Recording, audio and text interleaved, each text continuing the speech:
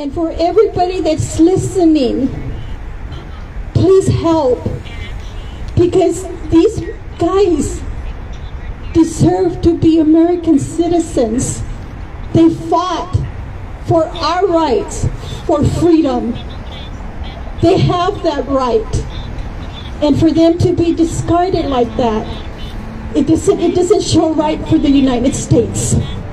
And I appreciate everything you guys are doing. I praise God for your efforts, for what you guys are doing. And we ask for all these congressmen, these councilmen, these senators to take heed of what's going on and bring all these people back, because they have a right to be here. And I thank you for everything that you've done for my brother. So recently, in the past few months, a group of black deported veterans and I have gotten together in a group so that we can help raise the awareness, and we understand that by raising the awareness that there are black deported veterans, that's going to raise the awareness more about deported veterans.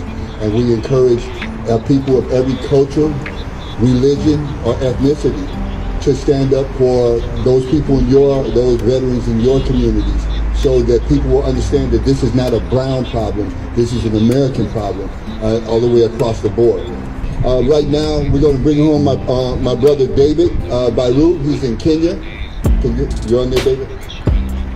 I'm here. Okay. So, well, David, go ahead and tell them your story.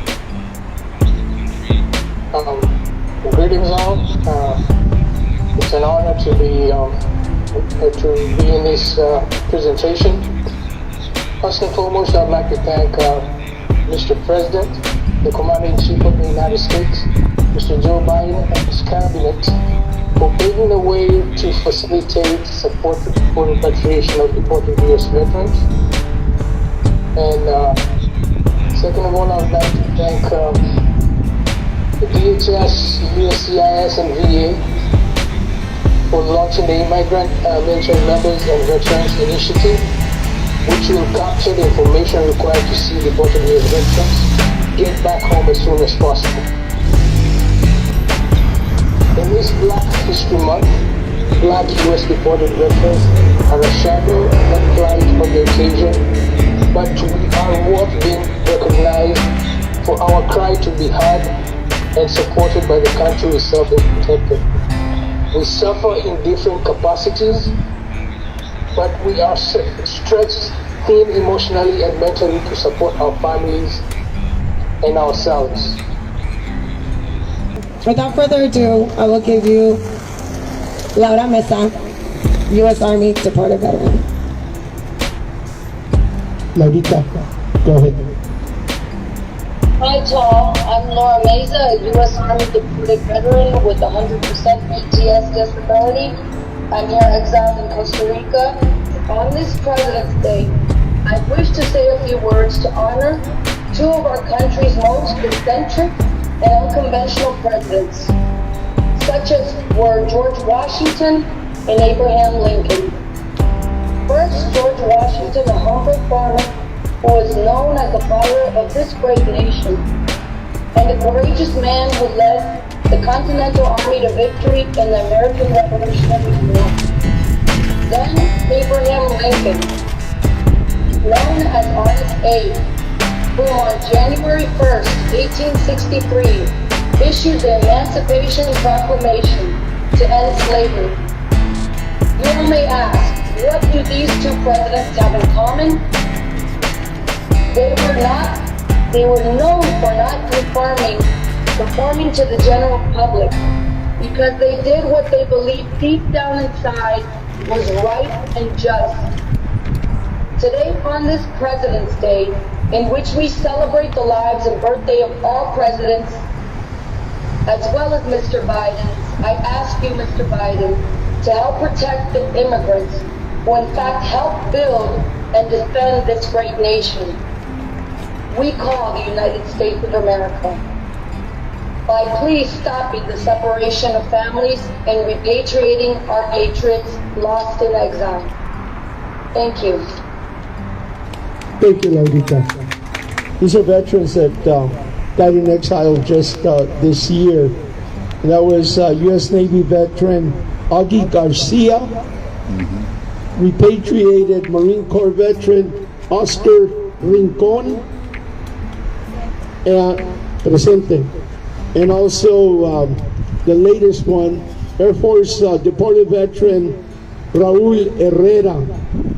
And last year at the end of the year, we had another deported veteran die in exile, our good friend and brother Erasmo Apodaca Mendizábal, presente.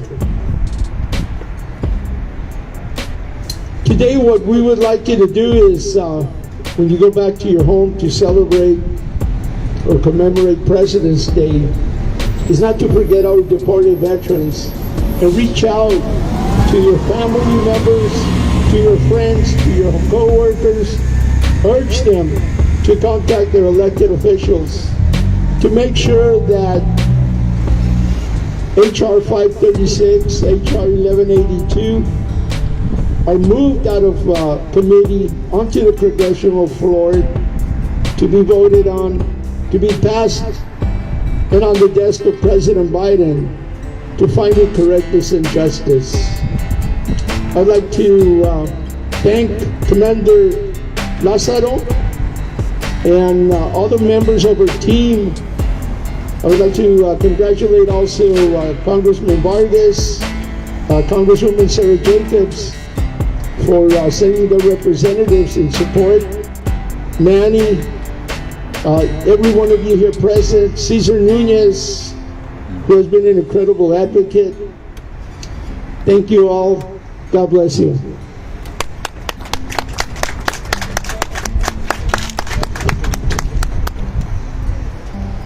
Thank you everyone so much for coming to our rededication ceremony on our 1-year anniversary of the Leave No One Behind mural project. Here at Don Diego, we invite you to share in our hamburgers that we have over there. I want to really say thank you to our Sweetwater High JROTC color guard. If you guys can give a round of applause. We are very blessed we just decided to sponsor them as well. They have 146 cadets and 46 are female. 1/3, I always do watch that number, women in the military. Gotta stick together. But I did want to welcome everybody for coming out today. Thank you so much. Please help us spread the word. If you want to set one of these up, it is foolproof. I did the first one. And then they helped me, so you see how much better it is. But thank you so much for coming out, and please, stay for some burgers. Come see some of our beautiful history and military history inside. Thank you very much. Thank you for hosting. And